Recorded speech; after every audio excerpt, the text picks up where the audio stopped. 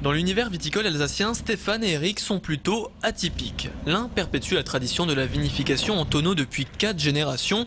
Il tient l'une des dernières tonnelleries d'Alsace. L'autre innove et s'est lancé cette saison dans une méthode alternative, celle de la jarre, une technique d'origine géorgienne vieille de plusieurs millénaires, quasi inexistante en France. Cet hiver, son raisin reposera dans 6 jarres de plus de 1300 litres enfouis dans son jardin.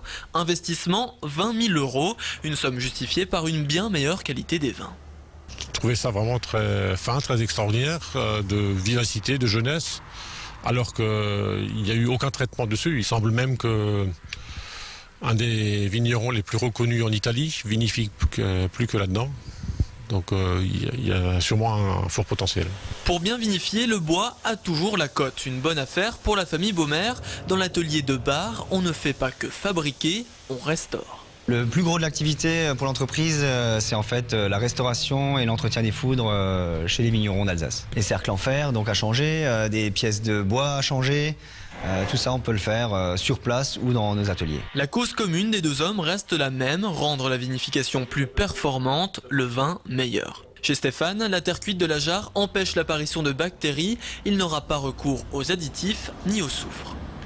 L'amphore apporterait la même qualité d'oxygénation que du bois, mais sans avoir les inconvénients. C'est-à-dire qu'il y aura le contenant vide, il n'y a pas besoin de l'aseptiser, comme on est obligé de le faire, surtout les contenants bois, pour éviter des développements bactériens à l'intérieur du bois. Le matériau n'est pas tout à fait étanche, il y a une respiration par rapport à la terre autour.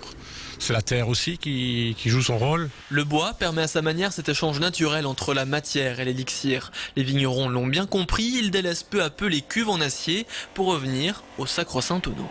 Les vignerons se sont rendus compte que le bois apportait quelque chose au vin.